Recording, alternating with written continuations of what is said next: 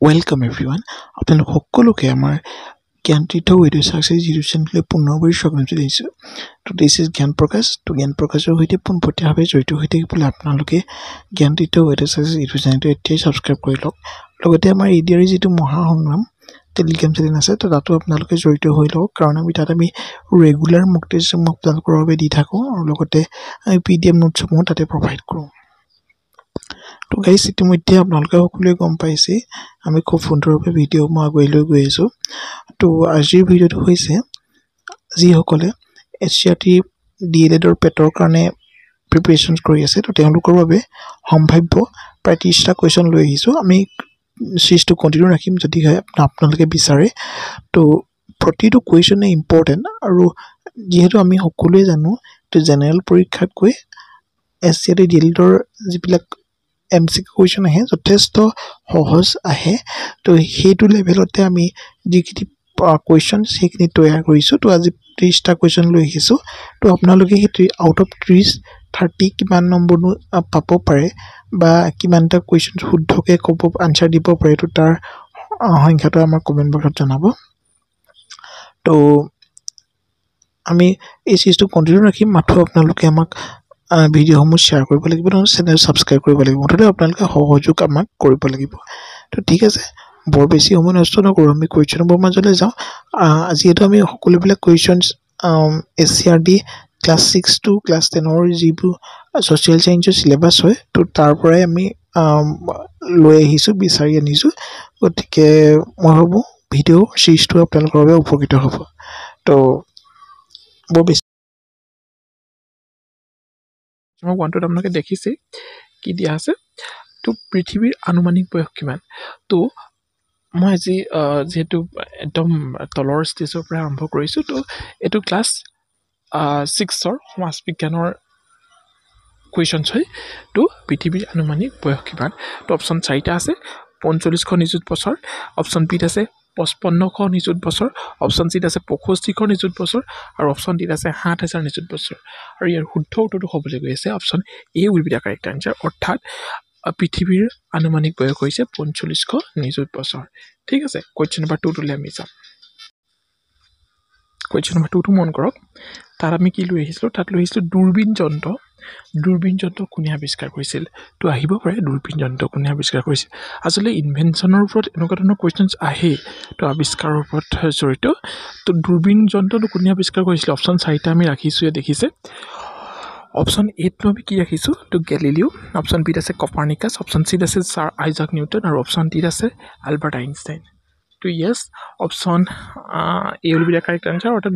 গেলিলিওৱে কি কৰিছিলে, গেলিলিও যিজন চাইণ্টিষ্ট হয় তেওঁ দূৰবীণ যন্ত্ৰ আৱিষ্কাৰ কৰিছিলে। আৰু কিমান চনত আৱিষ্কাৰ কৰিছিলে, 1603 চনত আৱিষ্কাৰ কৰিছিলে। তো ইয়াত আমি এখন ফটো আপোনালোকৰ লগাই দিছোঁ যাতে আপোনালোকৰ মনত ৰখাত সুবিধা হয়।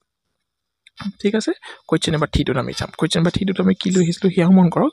কুৱেশ্যন নম্বৰ 3ত আছে চন্দ্ৰত ভৰি দিয়া প্ৰথম ব্যক্তি কোন। তো এইটো ছায়েন্সৰে কুৱেশ্যন পৰে, পূৰ্বতো ছায়েন্সৰে পৰে বাৰু। চন্দ্ৰত ভৰি দিয়া প্ৰথম ব্যক্তি কোন আছিলে। অপশ্যন এত আছে নীল আৰ্মষ্ট্ৰং, অপশ্যন বিত আছে এডমাণ্ড হিলাৰী, অপশ্যন চিত আছে টেনজিং নৰগে, আৰু অপশ্যন ডিত আছে ওপৰৰ এটাও নহয়।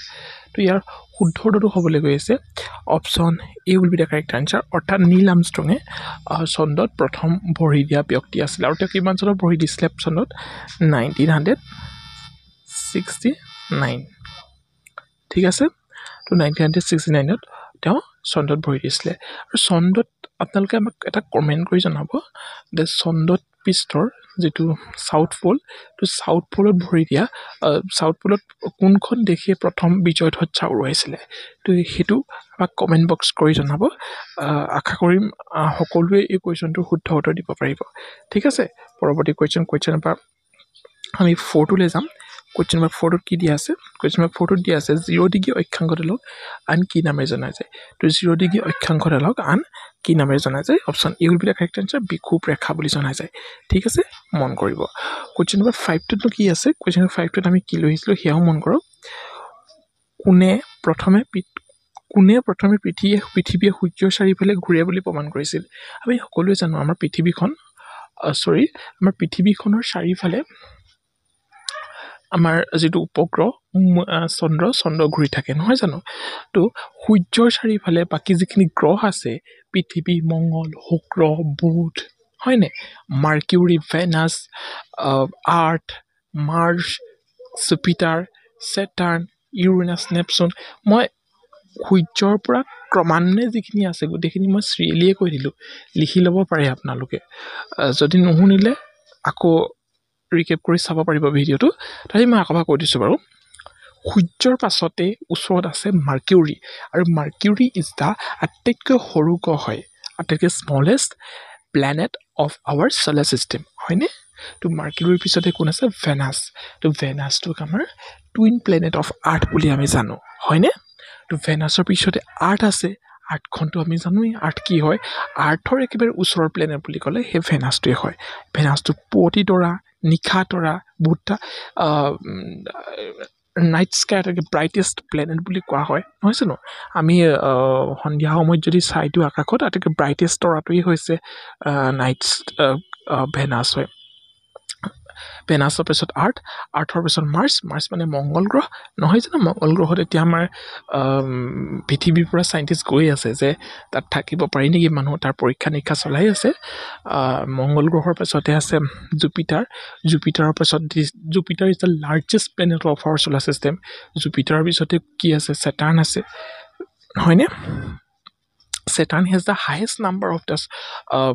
moons মানে উপগ্ৰহ হাইয়েষ্ট নাম্বাৰ আছে দ্য সোলাৰ চিষ্টেম 82টা মান আছে নেকি 82টা আছে ইয়েছ মনত ৰাখি থ'ব আৰু নোটছ কৰি ৰাখিব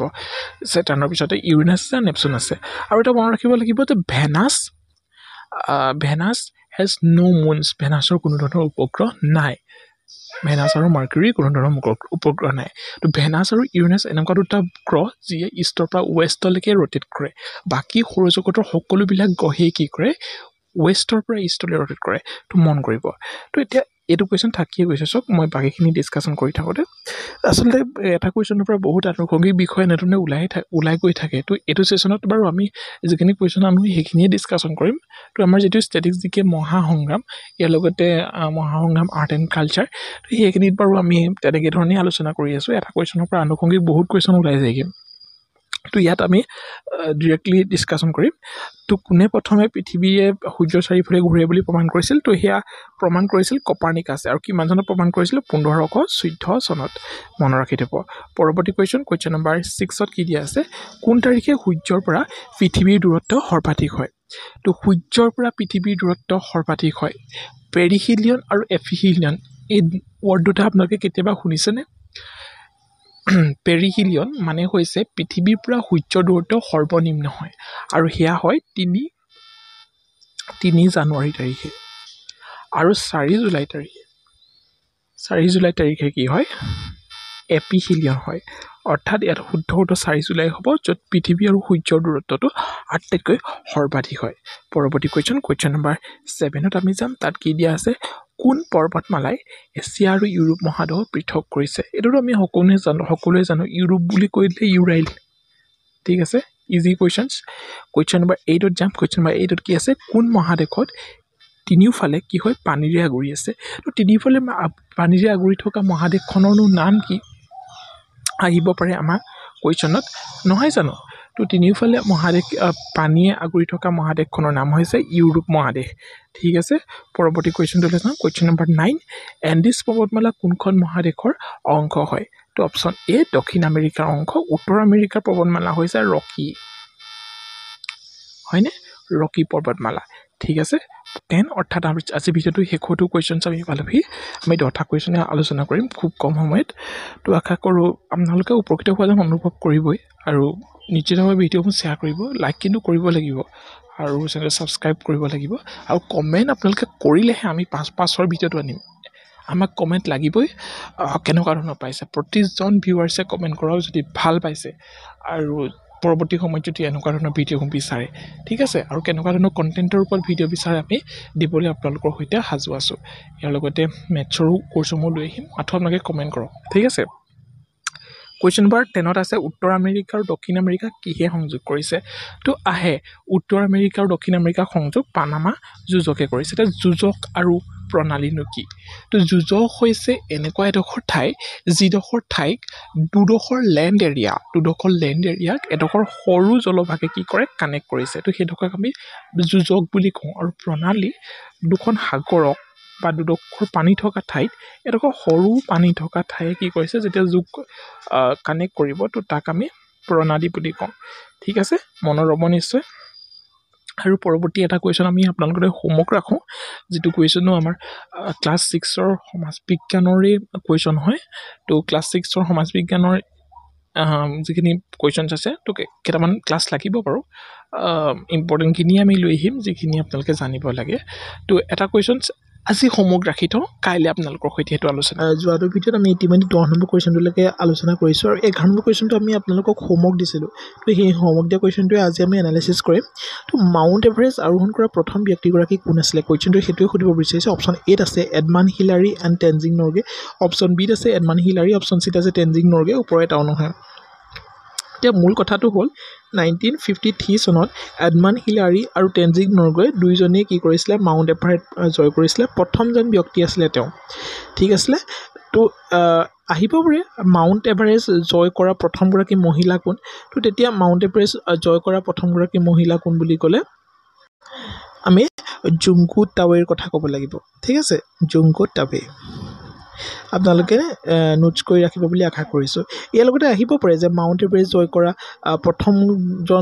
প্ৰথমগৰাকী অসমীয়া মহিলা কোন তেতিয়া আমি বাচেন্দি পালৰ কথা ক'ব লাগিব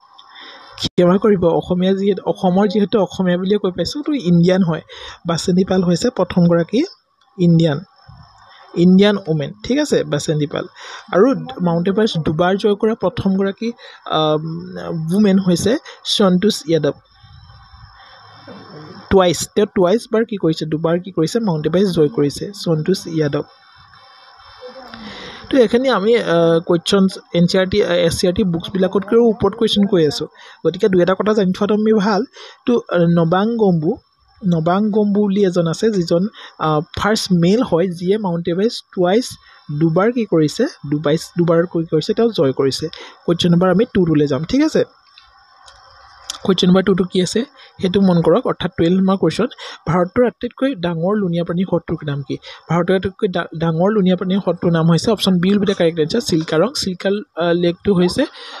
ভাৰতৰ আটাইতকৈ ডাঙৰ লুণীয়া প্ৰাণীৰ হ্ৰদ আৰু সম্ভৰ বুলি কৈ দিয়াৰ লগে লগে এইটো যদি ইনলেণ্ড চেলাইন ৱাটাৰ লেক বুলি আহে তেতিয়া কিন্তু সম্ভৰ হ'ব কিন্তু ইয়াত আহিলে অকল চেলাইন ৱাটাৰ লেক এই লুণীয়া পানী মানে চেলাইন ৱাটাৰ বুলি ইংৰাজীত আহে ঠিক আছে তো আৰু আটাইতকৈ ভাৰতৰ ফ্ৰেছ ৱাটাৰ লেক বুলি কৈ দিলে আমি উলাৰ লেক আহিব যিটো জম্মু কাশ্মীৰত আছে আৰু যিটো সম্ভৰ লেকটো যিটো এইটো সম্ভৰ লেকটো ক'ত আছে সম্ভৰ লেকটো আছে ৰাজস্থানত আৰু চিল্কা লেকটো ক'ত আছে উৰিষ্যা সেইখিনি কিন্তু মনত ৰাখিব দেই ভাম্বানান লেকটো ইজ দ্য লংগেষ্ট লেক ঠিক আছে পৰৱৰ্তী কুৱেশ্যনলৈ যাওঁ কুৱেশ্যন নম্বৰ 13 তাত কি দিয়া আছে সিন্ধু উপত্যকাৰ প্ৰধান কৃষি কি হ'ল ইয়াত দিয়া অপশ্যন কেইটাৰ ভিতৰত অপশ্যন এইটোৱে কাৰেক্ট হ'ব হুইট আৰু বাৰ্লি ঘেঁহু আৰু বাৰ্লি কিন্তু কপাহটো যদি কেতিয়াবা আপোনালোকে অপশ্যনত দেখে তো কপাহটো সিন্ধু উপত্যকাৰ এটা কি হয় খেতি আছিলে ঠিক আছে পৰৱৰ্তী কুৱেশ্যন নম্বৰ 14টোত আমি যাম হৰপ্পাসকলে কোন ধাতুৰ ব্যৱহাৰ কৰা নাছিল তো মানুহে ব্যৱহাৰ কৰা ধাতু বুলি ক'লে আপোনালোকে CBI ৱৰ্ডটো মনত ৰাখিব তো ইয়াত বাৰু তাৰ কোনো ধৰণৰ নাখাতে তো কপাৰ মানুহে প্ৰথম ইউজ কৰিছিলে দেন ব্ৰঞ্জ দেন আইৰণ তো CBI মনত ৰাখিলে আপোনালোকে সুবিধা হ'ব এতিয়া হ'ল হৰপ্পাসকলে কোনটো ধাতুৰ ব্যৱহাৰ নাজানিছিল হৰপ্পাসকলে লো ধাতুৰ কি হয় ব্যৱহাৰ নাজানিছিল কুৱেশ্যন নম্বৰ 15টোত আমি যাম ৰকি পৰ্বতমালা ক'ত আছে ৰকি পৰ্বতমালা উত্তৰ আমেৰিকাত আছে দক্ষিণ আমেৰিকাত কি আছে এণ্ডিজ যিটো আটাইতকৈ দীঘল পৰ্বতমালা বুলি কোৱা হয় ঠিক আছে পৰৱৰ্তী কুৱেশ্যন নম্বৰ 16 কি আছে তলৰ কোন স্থানত বৃহৎ ৰাজহুৱা স্থানাগাৰটো পোৱা যায় তো মহেঞ্জোদাৰোত বৃহৎ ৰাজহুৱা স্থানাগাৰটো পোৱা যায় লগতে ডান্সিং গাৰ্ল নটৰাজ ষ্টেচু এইখিনিও পোৱা গৈছিলে ইয়াৰ লগতে মহেঞ্জোদাৰো কি নদীৰ পাৰত আছে ইণ্ডাছ নদীৰ পাৰত মহেঞ্জোদাৰো আছে কিন্তু এইখিনিতে মন কৰিব হৰপ্পা ৰবি নদী কিনাৰত আছে ইয়াৰ লগতে হৰপ্পাত 7 গ্ৰিনেৰিজ পোৱা গৈছিলে ঠিক আছে আৰু কিন্তু গ্ৰেট গ্ৰিনেৰিজ ক'ত পোৱা গৈছিলে বুলি ক'লে গ্ৰেট গ্ৰীনিজ পোৱা গৈছিলে মহেঞ্জোদাৰোত ঠিক আছে মহেঞ্জোদাৰোত বৃহৎ ৰাজহুৱা স্নানাগাৰটো পোৱা গৈছিলে লোথাল বৰ্তমানৰ গুজৰাটত আছে কালিবাগান বৰ্তমানৰ ৰাজস্থানত আছে মনত ৰাখি থ'ব পৰৱৰ্তী কুৱেশ্যন নম্বৰ আমি কিমানলৈ যাম 17 হিন্দু সভ্যতাৰ লগত কোনে বেপাৰ বাণিজ্য কৰিছিল হিন্দু সভ্যতাৰ লগত মেছ'পটেমিয়াম সভ্যতাটো জড়িত তো মেছ'পটেমিয়াম সভ্যতাটো টাইগ্ৰিছ ৰিভাৰৰ পাৰতে আছে তো বেপাৰ বাণিজ্য কৰিছিল পৰৱৰ্তী কুৱেশ্যন নম্বৰ 18 কোন শতিকাত জৈন ধৰ্মৰ উত্থান হৈছিল এনেকুৱা ধৰণৰ কুৱেশ্যনছ আহে বহুতে মিছ কৰি আহে তো মনত ৰাখিব জৈন ধৰ্মৰ উত্থান 6ষ্ঠ শতিকাত হৈছিল 6th ঠিক আছে পৰৱৰ্তী কুৱেশ্যনলৈ যাওঁ কুৱেশ্যন নম্বৰ 19 আই থিংক য়েছ জৈন ধৰ্মৰ মুঠ তীৰ্থংকৰ কেইজন য়েছ জৈন ধৰ্মৰ মুঠ তীৰ্থংক আমি সকলোৱে হয়তো জানো 24জন আৰু প্ৰথমজন তীৰ্থংকৰ নামি আমি লিখি আহিছোঁ ঋষভনাথ আৰু 23rd নম্বৰ তীৰ্থংকজনৰ নাম আহে তো তেওঁৰ নাম আছিলে পৰ্শৱনাথ আৰু একেবাৰে শেষৰজনৰ নাম হৈছে 24th জনৰ নাম হৈছে মহাবীৰ জৈন ইম্পৰ্টেণ্ট হয় আপোনালোকে এইখিনি মনত ৰাখি থ'ব ঠিক আছে পৰৱৰ্তী কুৱেশ্যনটোলৈ যাওঁ ঠিক আছে তো মন কৰক কুৱেশ্যন নম্বৰ 20 আজিৰ ভিডিঅ'টো শেষৰ কুৱেশ্যন জৈন ধৰ্ম অনুসৰি সৰ্বজ্ঞান লাভ কৰাৰ পৰিণতি হৈছে আমি সকলোৱে জানো এইটো কৈবল্য বুলি আমি কোৱা হয় ঠিক আছে পৰৱৰ্তী কুৱেশ্যন তো কুৱেশ্যন নম্বৰ 1টোত আমি কি লৈ আহিছিলোঁ সেইটো মন কৰক কোন ধৰ্মৰ লোকে পুনৰ্জন্ম আৰু কৰ্মফলক বিশ্বাস কৰে চাওক কুৱেশ্যন নম্বৰ 21 আচলতে 1 বুলি ক'লে 21 কাৰণ আমি 22টা কুৱেশ্যন ইতিমধ্যে আলোচনা কৰিছোঁ আৰু এই 21 নম্বৰ কুৱেশ্যনটো আমি কি কৰিছিলোঁ পূৰ্বৱৰ্তী ভিডিঅ'টোত আমি এই কুৱেশ্যনটোকে আপোনালোকক হোমৱৰ্ক এটা কুৱেশ্যন হিচাপে দিছিলোঁ আমি প্ৰতিটো ভিডিঅ'তে এটা হোমৱৰ্ক কুৱেশ্যন আপোনালোকে ৰাখোঁ ঠিক আছে তো ইয়াত অপশ্যন এত আছে হিন্দু অপশ্যন বিত আছে জৈন অপশ্যন চিত আছে বৌদ্ধ আৰু অপশ্যন ডিত আছে খ্ৰীষ্টান মই কৈছিলোঁ যে হিন্দু ধৰ্ম কেতিয়াও হ'ব নোৱাৰে yes option B will be the correct answer অৰ্থাৎ জৈন ধৰ্মৰ সকলোবিলাক লোকে কি হয় পূৰ্ণব্ৰহ্ম আৰু কৰ্মফলক তেওঁলোকে বিশ্বাস কৰে পৰৱৰ্তী কুৱেশ্যন নম্বৰ আমি 22ত যাম বৰ বেছি সময় নষ্ট নকৰোঁ শ্বেতাম্বৰ আৰু দিগম্বৰ কোন ধৰ্মৰ দুটা শাখা হয় তো শ্বেতাম্বৰ আৰু দিগম্বৰ আমি প্ৰায়ে শুনি থাকোঁ নহয় জানো দুটা ৱৰ্ড কিন্তু এনেকৈ ধৰণে যদি এটা কুৱেশ্যন আহি যায় এতিয়া হয়তো বহুতৰে আমাৰ যিখিনি ভিউৱাৰ্ছটো তেওঁলোকে পাজল লাগিছে তো শ্বেতাম্বৰ দিগম্বৰ কোনটো ধৰ্মৰ আছিলে হয়নে তো পাজলছ লাগি যায় অপশ্যন এত আছে হিন্দু অপশ্যন বিত আছে জৈন অপশ্যন চিত আছে বৌদ্ধ আৰু অপশ্যন ডিত আছে খ্ৰীষ্টান আপোনালোকে কমেণ্টটো কৰিবলৈ চেষ্টা কৰক আমি কুৱেশ্যনটো কোৱাৰ আগতে তো তেতিয়া ভাল হয় আৰু তো অপশ্যন বিটোৱে কাৰেক্ট হ'ব অৰ্থাৎ জৈন ধৰ্মৰ লোকসকলক শ্বেতাম্বৰ আৰু দিগম্বৰ হিচাপে দুটা শাখা আছে ঠিক আছে পৰৱৰ্তী কুৱেশ্যন নম্বৰ 23নো আমি কি লৈ আহিছোঁ মন কৰক মহাবীৰৰ বাল্যকালৰ নাম কি আছিল তো বাল্যকালৰ যিটো নাম মহাবীৰৰ তো বহুতে সিদ্ধাৰ্থ বুলি কনফিউজ কৰিব তো বৰ্ধমান হয় মহাবীৰৰ বাল্যকালৰ নাম ঠিক আছে তো বৰ্ধমানৰ পিতৃ আছিলে ফাদাৰ আছিলে সিদ্ধাৰ্থ ঠিক আছে সিদ্ধাৰ্থ আকৌ কিন্তু বৌদ্ধদেৱৰো বাল্যকালৰ নাম হয় ঠিক আছে কনফিউজ নকৰিব কিন্তু দেই ভাল ধৰণে নোটছ কৰি ৰাখক মই যিখিনি আমাৰ ক্লাছ 6ৰ বুকছত আছে তো সেইখিনিয়ে আনিছোঁ বেছি ডিটেইলছত ডিছকাশ্যন কৰিবলৈ নাযাওঁ ডিটেইলছৰ কাৰণে আমাৰ মহাসংগ্ৰাম আছে তো মহাসংগ্ৰামত আমি এইবিলাক খুব সুন্দৰভাৱে আলোচনা কৰিম আৰু লগতে আন চিৰিজবিলাকো আছে হয়নে তো সময় আমাৰ হাতত যথেষ্ট কম মহাবীৰৰ জন্ম ক'ত হৈছিল আহিব পাৰে কুৱেশ্যনত আনচাৰ হৈছে কুণ্ডপুৰ বুলিয়ে প্ৰায়ে থাকে কিন্তু কেতিয়াবা ভজ্জী সংঘৰাজ্য লিছবৰ এই ৱৰ্ডকেইটা মনত ৰাখি থ'ব তো মহাবীৰৰ জন্ম হৈছিল ক'ত কুণ্ডপুৰ ভজ্জী সংঘৰাজ্য লিছবৰত ঠিক আছে মেক্সিমাম কুণ্ডপুৰেই হয় কিন্তু ভজ্জী সংঘৰাজ্য বুলিও আহিব পাৰে ক'বতো নোৱাৰি তো লিছবৰ এইকেইটা মনত ৰাখি থ'ব মহাবীৰৰ জন্ম 540 BC হৈছিলে বিফৰ খ্ৰীষ্ট আৰু মৃত্যু হৈছিলে 468 BC ঠিক আছে পিতৃ আছিলে সিদ্ধাৰ্থ ইতিমধ্যে আমি আলোচনা কৰিছিলোঁ মহাবীৰ জৈনৰ ফাদাৰ কোন হয় মহাবীৰ জৈনৰ ফাদাৰ হৈছে সিদ্ধাৰ্থ আৰু মাতৃ হৈছে ত্ৰিশলা ঠিক আছে পৰৱৰ্তী কুৱেশ্যন নম্বৰ 25টোত আমি গৈ পাম কুৱেশ্যন নম্বৰ 25টোত কি আছে সেইটো মন কৰক গৌতম বুদ্ধৰ জন্ম ক'ত হৈছিল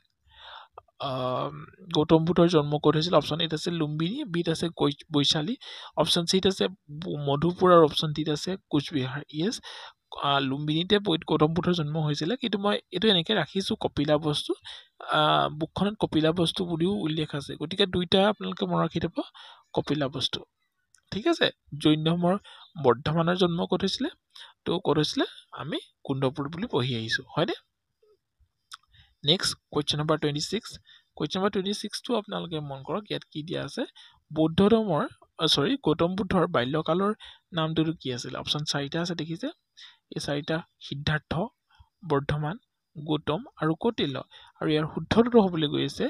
গৌতম বুদ্ধৰ বাল্যকালৰ নামটো হৈছে সিদ্ধাৰ্থ ইতিমধ্যে আমি আলোচনা কৰিছো নেক্সট কুৱেশ্যন নম্বৰ 27 ত আমি যাম হিনজান আৰু মহাজান কোন ধৰ্মৰ দুটা ভাগ হয় তো আমি শ্বেতাম্বৰদী কামৰ কথা পঢ়ি আহিলো তো জৈন ধৰ্মৰ দুটা শাখা হয় তো হিনজান আৰু মহাজান বহুতে হয়তো নাজানে তো এইখিনি আচলতে আমাৰ বৌদ্ধ ধৰ্মৰ দুটা ভাগ হয় ঠিক আছে মন কৰি ৰাখিব নেক্সট কুৱেশ্যন নম্বৰ 28 ত আমি যাম বুদ্ধ পূৰ্ণিমা উদযাপন কৰা হয় কিয় কিহৰ কাৰণে বুদ্ধ পূৰ্ণিমা উদযাপন কৰা হয় গৌতম বুদ্ধৰ জন্মৰ কাৰণে গৌতম বুদ্ধ পৰম জ্ঞান লাভৰ কাৰণে গৌতম বুদ্ধ মহাপৰিনিৰ্বাণৰ কাৰণে নে ওপৰৰ সকলো বহুতে ওপৰৰ সকলো চুজ কৰি থৈ আহিব কিন্তু এইটো ভুল হ'ব ঠিক আছে অপশ্যন শুদ্ধ উত্তৰটো হ'ল আচলতে এইখিনি আমি কনফিউজ দূৰ কৰিবলৈ আমি সেইখিনি কিতাপ পঢ়িবই লাগিব আৰু সেইখিনি কিতাপ আপোনালোকে এতিয়া পঢ়িব নালাগে আৰু মই যিখিনি MCQ দিম সেইখিনিয়ে চাওক এটা দীঘল ভিডিঅ' হ'ব যিহেতু ক্লাছ 10 লৈকে আমি MCQ খিনি ডিছকাশ্যন কৰিব আছে গতিকে আমাৰ সৈতে জড়িত হৈ থাকক আমাক আপোনালোকে সাহস দিয়ক ছাবস্ক্ৰাইবাৰ বঢ়াওক শ্বেয়াৰ কৰক তো তেতিয়া নিশ্চিতভাৱে আমি ৰেগুলাৰ ভিডিঅ'সমূহ আপলোড কৰিম কিন্তু এইখিনি কিন্তু বহুত ইম্পৰ্টেণ্ট আপোনালোকে নিজৰো লাগিছে হয়তো বুদ্ধ ধৰ্ম উদযাপন কিয় কৰা হয় আহে এনেকুৱা কুৱেশ্যনছ আৰু ওপৰৰ সকলো দি দিব বহুতে কাৰেক্ট কৰি থৈ আহিব ওপৰৰ সকলো কিন্তু ঘৰত আহি দেখিব ভুল আছিলে কুৱেশ্যনছটো নহয় জানো option A will be the correct answer Gautam বুদ্ধৰ জন্মৰ কাৰণে বুদ্ধ পূৰ্ণিমা উদযাপন কৰা হয় ঠিক আছে নেক্সট ত্ৰিপিটক কি ভাষাত লিখা হৈছিল বৌদ্ধ ধৰ্মৰ এখন পবিত্ৰ গ্ৰন্থ হৈছে ত্ৰিপিটক কি ভাষাত লিখা হৈছিলে পালি প্ৰাকৃত সংস্কৃত হিন্দী বহুতে এইটোও নোৱাৰিব option A will be the correct answer পালি ভাষাত লিখা হৈছিল ঠিক আছে মই কিন্তু ইম্পৰ্টেণ্টখিনিয়ে ওলাই আহিছোঁ যিখিনি আহিব পাৰে হয়নে বুদ্ধদেৱে প্ৰথম তেওঁৰ মতবাদসমূহ ক'ত প্ৰচাৰ কৰিছিল বুদ্ধদেৱে চাওক এই যিখন ছ'চিয়েল চায়েন্স বুক বহুত বেছি কুৱেশ্যনছ তাৰ পৰা নোলাব বহুত ডিফ্টতো তাত কুৱেশ্যনছবিলাক নাই কিন্তু সেইকেইটা কুৱেশ্যন উলিয়াবলগীয়া আপোনালোকে গোটেই কিতাপকেইখন খৰচি মাৰি পঢ়িব লাগিব তাৰ বাবে যথেষ্ট সময়ৰ প্ৰয়োজন হ'ব কিন্তু তাৰ বাবে আমি কি কৰিছোঁ এটা প্লেলিষ্ট বনাই দিছোঁ হয়নে য'ত আমি প্ৰায় 10টা ভিডিঅ' 10 মিনিটত 10টা কুৱেশ্যনছ আমি 10 মিনিটত কি কৰিছোঁ শেষ কৰিছোঁ এনালাইচিছ কৰি তো এনেকৈ ধৰণে আমি ক্লাছ 6 to 10 লৈকে গোটেই ছ'চিয়েল চায়েন্স আমি শেষ কৰি দিম তাতকৈ আৰু আপোনালোকক কি লাগিছে কওক খালি আপোনালোকে আমাৰ ভিডিঅ'সমূহ সম্পূৰ্ণভাৱে শ্বেয়াৰ কৰিব লাগিব ভিউজ দিব লাগিব কমেণ্ট কৰিব লাগিব ভিডিঅ'সমূহ কেনেকুৱা পাইছে ভিডিঅ'সমূহ চাই কেনেকুৱা পাইছে কমেণ্ট কৰিব লাগিব কুৱেশ্যনসমূহৰ ৰিপ্লাই আমাক কমেণ্ট বক্সত দিব লাগিব হয়নে লাইক কৰিব লাগিব ভিডিঅ' তেতিয়াহে আমাৰ ভাল লাগে তেতিয়াহে আমি ভিডিঅ'সমূহ আপোনালোকৰ বাবে অতি উদ্যমতাৰে আৰু এটা ভিডিঅ' নেক্সট ভিডিঅ'সমূহ বনাব পাৰোঁ ঠিক আছে 13 নম্বৰ কুৱেশ্যন আজিৰ ভিডিঅ'টো শেষৰটো কুৱেশ্যন বুদ্ধদেৱে প্ৰথম তেওঁৰ মতবাদসমূহ ক'ত প্ৰচাৰ কৰিছিল অপশ্যন এত আছে হাৰনাথ বিত আছে কোচি চিত আছে বৈশালী আৰু ডিত আছে Sri Lanka option A will be the correct answer অৰ্থাৎ হাৰনাথৰ তেওঁ মতবাদসমূহ প্ৰচাৰ কৰিছিল আৰু আমি প্ৰতিটো ভিডিঅ'তে এটা কুৱেশ্যনছ হোমৱৰ্ক ৰাখোঁ আৰু this is the homework questions Maurya সাম্ৰাজ্যৰ প্ৰতিষ্ঠা কেতিয়া কৰিছিল অপশ্যন এত আছে 324 খ্ৰীষ্টপূৰ্ব 422-23 খ্ৰীষ্টপূৰ্ব 322 আছে আৰু অপশ্যন ডিত আছে 300 খ্ৰীষ্টপূৰ্ব গতিকে ইয়াৰ এটা শুদ্ধ উত্তৰ হ'ব আমি আপোনালোকে অপশ্যনটো 31 বোলে এ শুদ্ধ 31 বোলে বি এনেকৈ ধৰণে আমাক কমেণ্ট বক্সত জনাব ঠিক আছে তো আজিলৈ ভিডিঅ'টো ইমানেই তো see in the next video' thank U